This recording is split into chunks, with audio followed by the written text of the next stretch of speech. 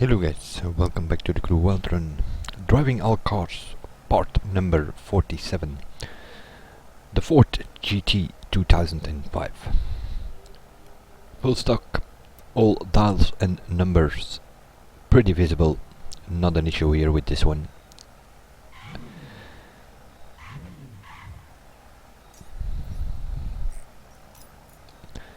It comes with a performance circuit and drift spec. That is something we already know.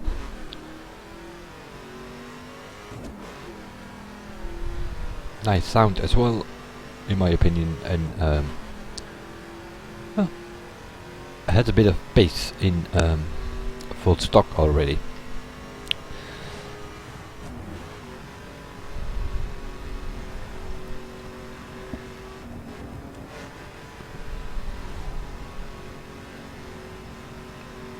Seems to have a decent response as well.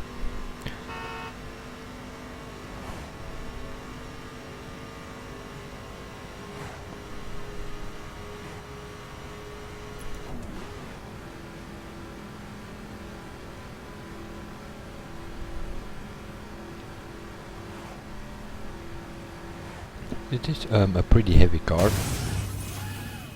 Not really. So you can't push an SUV with it, which you can do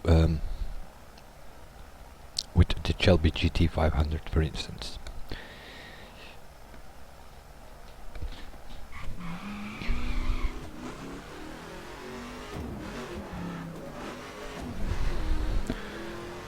It is pretty heavy, so I don't know. Lots of power, pretty heavy. Usually that results in a bit of wheel spin and kind of killing the acceleration. Not necessarily killing, but at least not giving super taps. But there were a few exceptions that we already tested, so this might be one of them as well. Performance spec and circuit spec. So performance is the first one we are going to test. And looking, LaFerrari is the fastest we tested here in performance with a 22.5 seconds, and the slowest Eldorado with a 25.2. So we sort of have a margin of 2.5 at well, almost 3 seconds, where we are playing here with the performance specs. Dirt, no, not dirt. Does not have a dirt. Pretty high up in the list for once. Usually we have to go down all the way. Put a big wing on there, change the bumpers, and a bit of different rims as well, I think. Original or official colors and rims as I have on all my cars.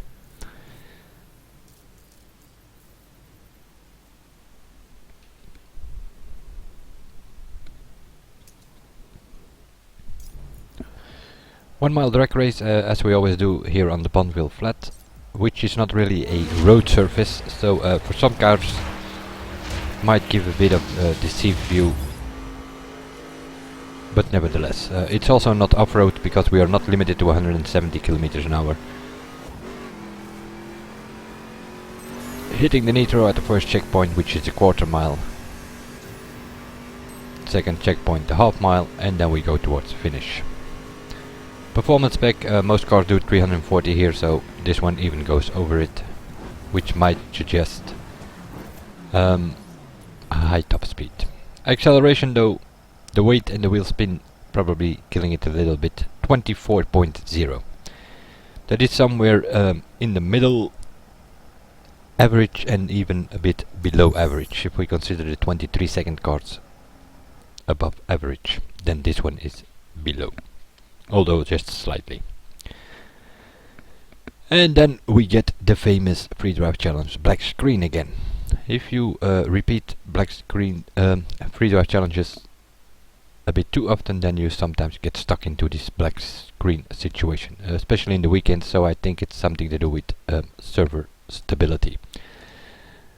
So we have to go up, reboot the game, come back in, and then we can continue with another video. That's why I saw one of the reasons why I'll double record videos to get that out of the way. What you saw there in gold color, gold yellow thing, is the circuit spec of the 4GT. Let's see what that one can do. Fastest time here, Ferrari 458 with a 21.9, and a couple of 24-second cars being the slowest.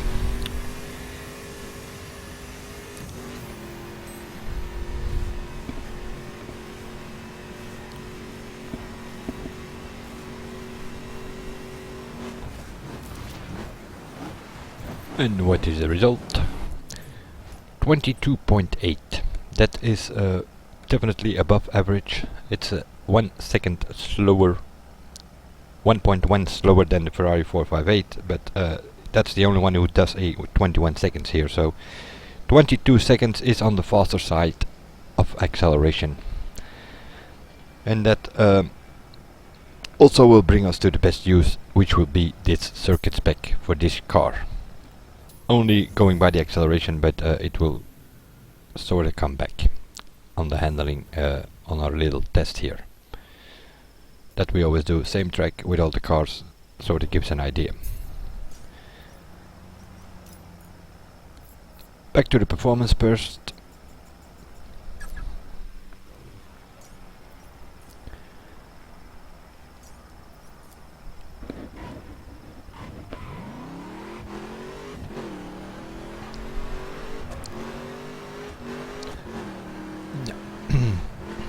The response is kinda okay, although if you swing it about a bit too much, you're probably gonna lose the rear of the car, which might suggest some oversteer.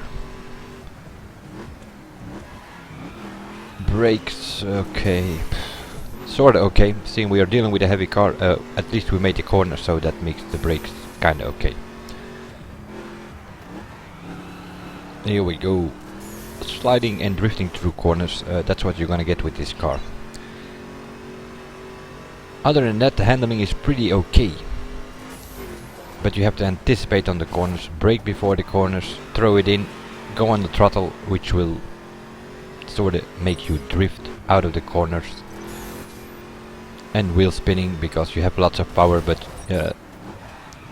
typical American thing, I guess.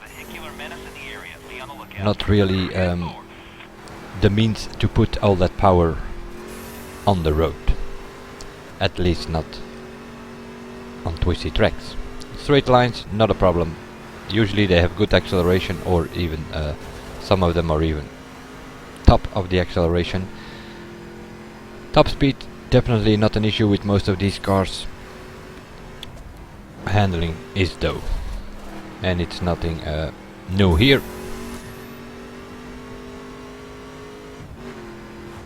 It tends to break out, giving a little oversteer, and yeah, sometimes a bit too much of it. Going downhill, jumps, not really, it's kinda okay. We are dealing with a bit of weight, so you're gonna get some two-way action on big jumps like you saw here. Two-wheel action, but meanwhile we are doing 405 kilometers an hour, which is one of the highest we've seen here in performance spec on that little section there. I think we did 403 in the Ferrari 458 or something, which is a top 5 car in performance spec. We're a little bit faster in the LaFerrari, and we probably also will be a little bit faster in the Huayra, which will come later. Seeing I'm going alphabetically again. We're getting there, slightly. It's not a bad car, but it suffers from wheel spin and oversteer, and sometimes a bit too much oversteer to for time attacks or something. I mean, it's going to be a problem. You're gonna lose out on the corners, or coming out of the corners, and compared to the competition. Top speed it has, acceleration is also okay. Although for the performance spec it's not that good compared to the competition, but that's where this one makes a difference. It has pretty good acceleration in circuit spec, and the handling is also okay, and the top speed is also okay. But also here we're dealing with oversteer, although it will only be a little bit, but that's where you're probably going to lose it.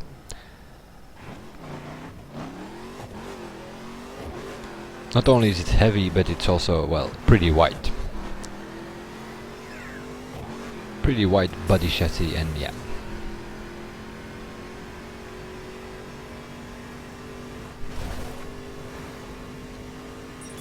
But at least they programmed or tuned it like that it has decent accelerations to get all the weight going. Also here, slightly anticipate on the corners, brake before the corners. Just a few taps will do to sort of get into a drift, but not as much as with the performance spec though. Since this has a better acceleration, you can get into a drift in the corner, but you can easily pull it out of the corners with the power. Acceleration on the performance spec is not that good, so you have a bit more trouble getting it out of the corner there. It's not the case with this one. Little tap on the brake.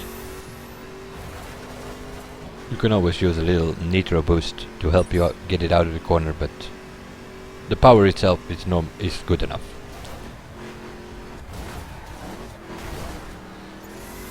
That's a bit of a tricky corner there. That was not understeer, it's just there's a bump in that corner, and if you have to go a bit to the left in that corner. Seen it happen before with other cars. We end up in the barriers there.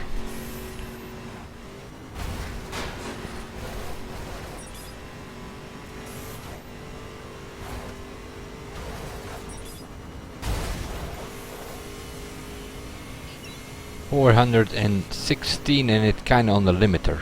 That is a bit of a problem. Seen Ferraris and Lamborghinis are doing 420 plus there.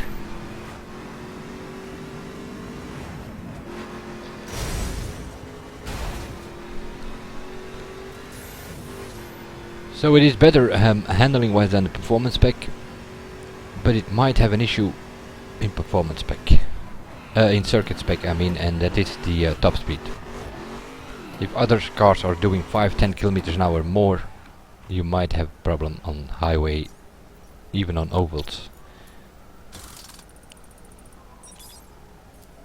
I was kinda thinking that this would be probably the best American car in circuit spec, but now that I see the top speed limiting there at 416, then we are probably going to end up with the Saleen being best in circuit spec for the American cars. Yeah, okay. But this one, so in circuit it lacks a bit of top speed, but it's still the best use though.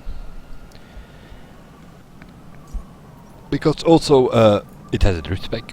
That's what I'm about to do now, change the settings in drift. But there, the weight on itself, that's not a real big issue, seeing I'm using sort of wheel settings. I do play with the keyboard for those who don't know yet, but I changed to wheel settings, sort of make the system believe I play with a wheel, which makes it easier to flick the cars around in drift. It's not advisable to do that in time attacks, because you will lose a lot of speed with those settings. Some sort of grey color. Hope you can see it on the video because it is pretty dark.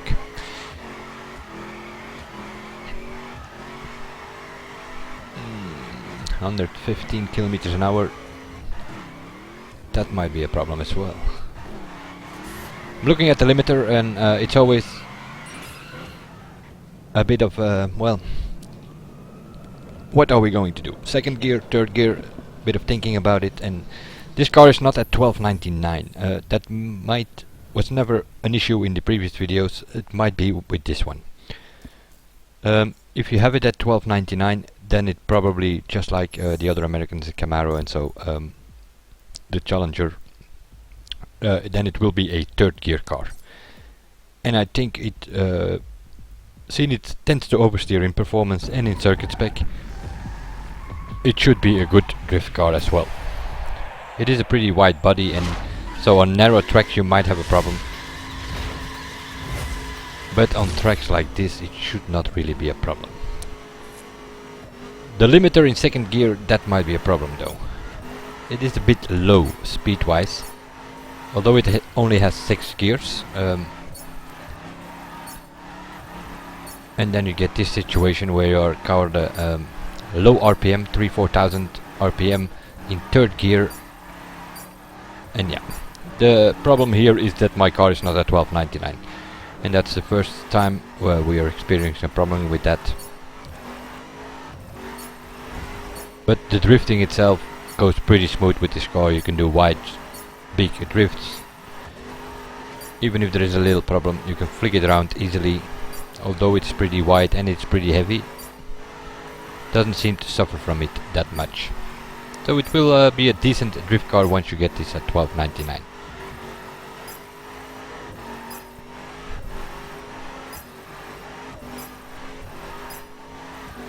I don't have this at 1299, only the drift specs I don't have at 1299. I have some at 1299, and for the American that means that I'm not sure, I think I have the Camaro there, or at least closed, and the one I usually use for as well American qualifiers as classic qualifiers is the Challenger or Charger, whatever it is available in drift, and that's the one that I use. The older version, not the 2012 though. Also here, second gear, third gear. With this car at being at low spec 768,